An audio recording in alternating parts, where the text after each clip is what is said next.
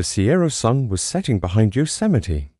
Granite cliffs when a scream cut through the summer air, a sound that never belonged in such a postcard-perfect paradise. For visitors in 1999, the forests and waterfalls of the national park seemed timeless, a place where danger was measured by slippery rocks or black bears scavenging food. But for 3 women staying at the rustic Cedar Lodge, the danger was far more human, and it was already standing outside their door. Carol Sund, her 15-year-old daughter Julie, and Julie's friend, 16-year-old Silvina Peloso, had been enjoying their dream vacation. The Cedar Lodge in El Portal was modest, with wooden balconies and outdated carpets, but it was only a short drive from Yosemite's breathtaking valley. They had spent the day exploring, snapping photographs, and writing postcards home. As night fell, they returned to their room, unaware that a predator was lurking in the same hallways, someone who looked every bit like a helpful employee.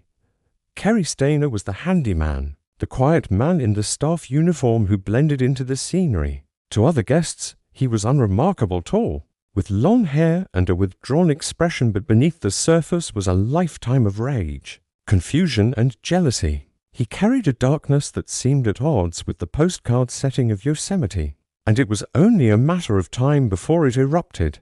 That night, Cary knocked on the son's door under the guise of fixing a leak. When Carol opened it, confusion flickered across her face. There hadn't been a problem reported, but the man in front of her wasn't asking.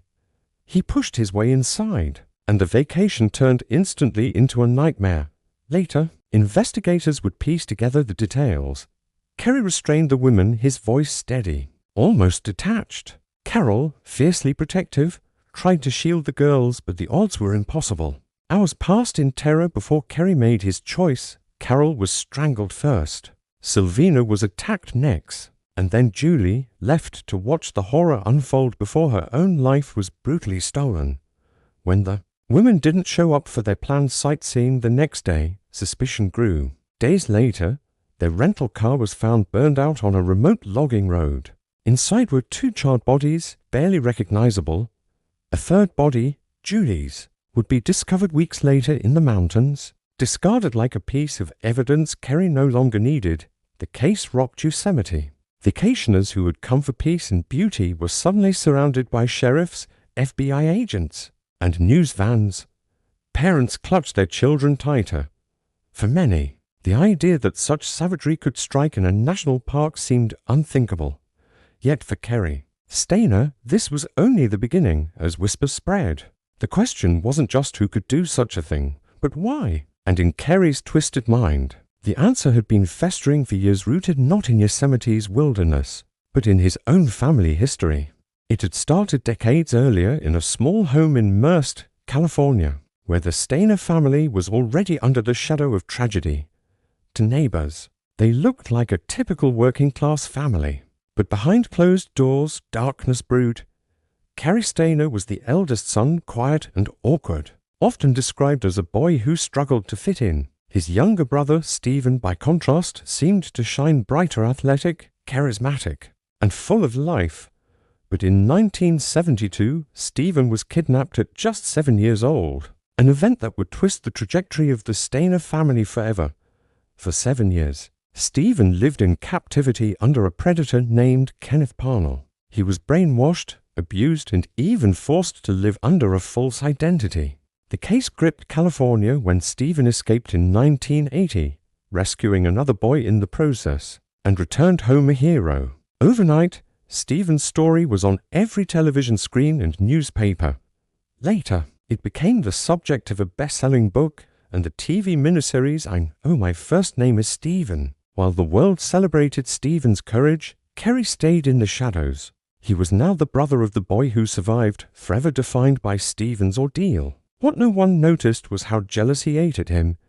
The attention Stephen received felt like a spotlight Cary could never step into. He would later admit that he resented the way his brother's survival became the family's legacy, while he himself faded into obscurity. But jealousy wasn't the only demon haunting him. Cary struggled with obsessive thoughts from an early age, violent fantasies he couldn't control. He was plagued by visions of harming women, of killing. of exerting the control he never felt he had in life.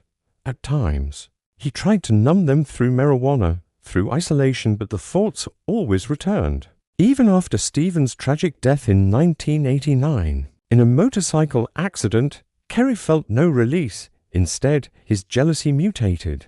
Stephen had become immortalized in memory and media, the brother who had endured and triumphed, while Cary was left only with his fantasies. His life spiraled further when he lost his job, his friends, and even his sense of normalcy. By the time Cary arrived at Cedar Lodge in 1997 to work as a handyman, the fantasy had hardened into intent. Yosemite became his hunting ground. He knew the trails, the lodges, the way tourists arrived carefree, vulnerable, never expecting violence. The Sons and Sylvina were simply the first to cross his path at the wrong time. Yet even after the discovery of their bodies, Cary wasn't on anyone's radar.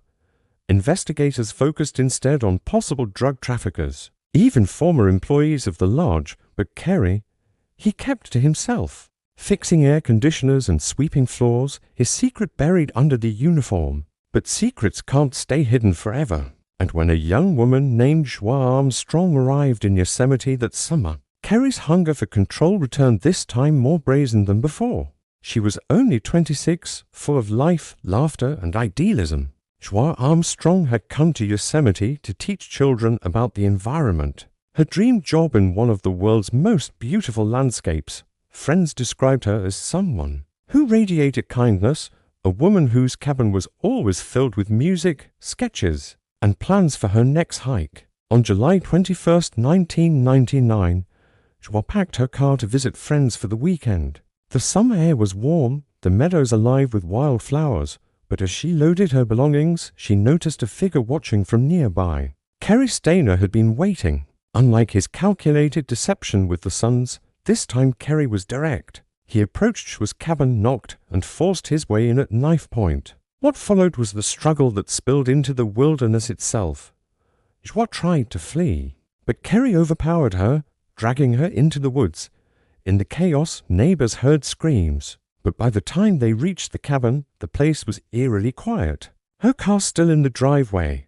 The next day, rangers searching near Tuolumne County made a grisly discovery. In a creek bed not far from her cabin lay Joie's decapitated body, partially hidden beneath brush. Her head was found separately in the water. It was a crime so brutal, so intimate in its violence, that investigators immediately knew this was the work of a predator. This time, Cary had left a trail. Witnesses placed his car near Joie's cabin. Fibers from his vehicle linked him to the crime scene. The FBI, already desperate to solve the Son case, finally had a suspect in their sights. When agents confronted Cary, he tried to mask his panic with calmness. He agreed to meet them at a nudist colony near Sacramento, where he had fled to find peace.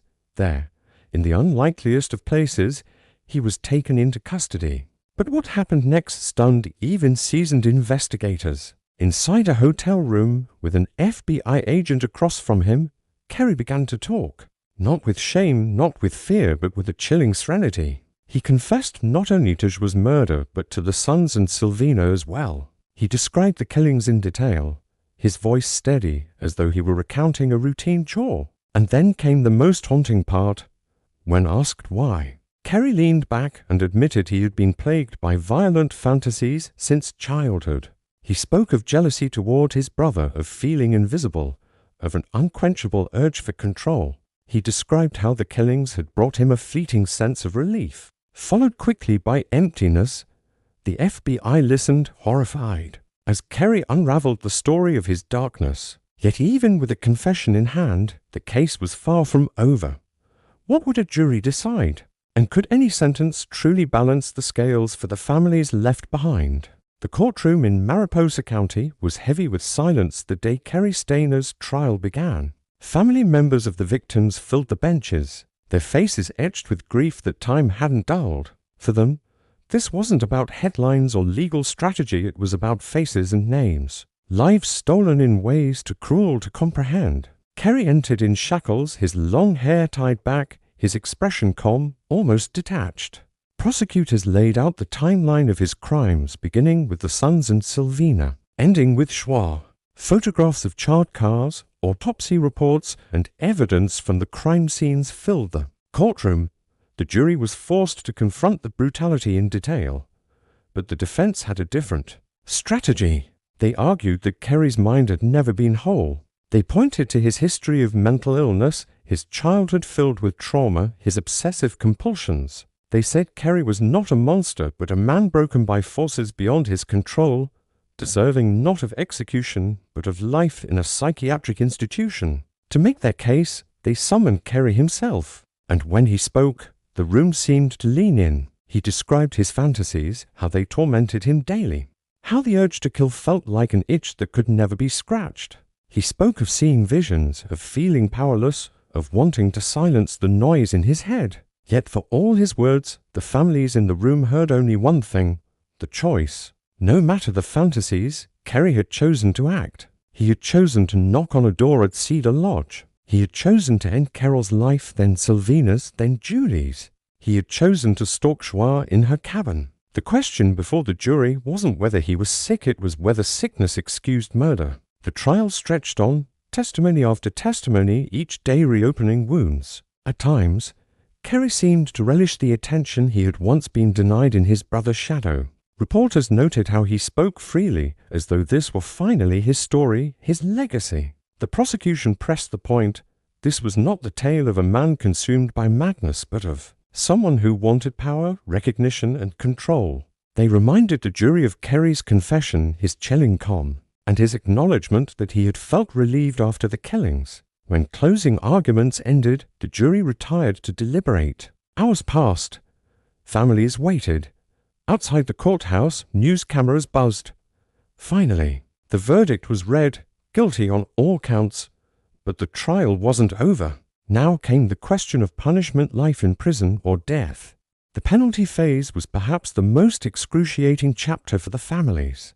They were forced to hear once more the details of how their loved ones had been taken, not for the sake of conviction, but to argue over the weight of justice. Prosecutors painted a portrait of a man fully aware of his actions, a predator who had stalked and killed with intention. They replayed his confession tapes, his voice calm as he described murder as though it were routine. They reminded the jury of the son's burned car, of Julie's discarded body, of Joie's decapitation. Each detail hammered home the brutality, the deliberation, the lack of remorse. The defense leaned into Cary's brokenness. Psychiatrists testified about his obsessive-compulsive disorder, about his fantasies of suicide, about a life warped by trauma. They spoke of his jealousy toward his brother, of the crushing weight of living in Stephen's shadow, of a man who never found his place in the world. They pleaded for mercy, for life imprisonment without parole. As the arguments unfolded, the families sat in silence, clutching photographs and each other's hands. For them, no sentence could bring back Carol, Julie, Sylvina, or Joie. But justice mattered. It was the only thing left. After days of deliberation, the jury returned. The courtroom hushed. As the foreperson read the decision, death, Cary Stayner was sentenced to die. Gasps filled the room, some of relief, some of finality. For the families, it was not closure. There would never be closure, but it was accountability. For Cary, it was the end of a story that had begun decades earlier in jealousy and obsession, and ended with the jury declaring his fate. Yet even with the verdict, the shadow of the Stayner family loomed large. The boy who survived, Stephen, had once been seen as the embodiment of resilience. Now his brother was the embodiment of darkness, to brothers, to legacies, forever tied in tragedy. And as Cary was led from the courtroom, shackled once more, he turned his gaze not toward the families, but toward the cameras. The story, at last, was about him. Years have passed since that verdict, and Cary Stayner remains on death row in California's San Quentin State Prison. The death penalty in the state is stalled, caught in endless legal battles and moratoriums, meaning Cary will likely live out his days behind bars rather than face execution. For some, that reality feels like injustice. For others, it is fitting a man condemned to spend the rest of his life in a cage, stripped of the freedom he once used to hunt his victims. The memory of his crimes still haunts Yosemite. The Cedar Lodge has changed ownership. Joie's cabin has long been replaced. But visitors still whisper about the summer of 1999. Rangers remember the swarm of FBI agents, the crime scenes marked with tape, the search parties combing the mountains. Families who come to hike and camp may never know the full story, but the shadow lingers, invisible in the pines. For the victims' families, the pain never truly fades. Frances Carrington, Julie's grandmother, once said she still dreams of her granddaughter's voice. Friends of Joie keep her memory alive through environmental programs, honoring her passion for teaching children about nature. Silvina's family in Argentina mourn from afar, their daughter's life cut short in a country not her own. Carol's husband, Jen's son, was left to navigate a world suddenly empty. And through it all, the question persists, was Cary Stayner driven by madness, by jealousy, or by the need for recognition he never found in life? Perhaps it was all three, tangled together in a psyche broken beyond repair. What is undeniable is the chilling contrast between the Stayner brothers. Stephen's legacy was one of survival, courage, and selflessness, escaping captivity to save another child. Cary's legacy is one of destruction, cruelty, and betrayal of the innocence his brother once fought to protect. It is said that tragedy can ripple through generations, shaping destinies in ways we cannot predict. In the Stayner family, those ripples became a tidal wave, one son immortalized as a victim hero, the other as a killer. And so the Sierra Mountains remain towering, eternal, indifferent. Tourists still arrive each summer, chasing waterfalls and sunsets, unaware that on certain trails, echoes of the past still linger. The screams that once shattered Yosemite's peace may have faded, but the silence that follows is just as haunting. Because somewhere in the stillness of San Quentin, Cary Stayner waits, not for execution but for memory. And in that waiting lies the final chill, that even in death or obscurity, the shadow of his crimes continues to stalk us. A reminder that monsters don't just live in the wilderness. Sometimes they come from within a family, and sometimes their motive is as human and devastating as jealousy.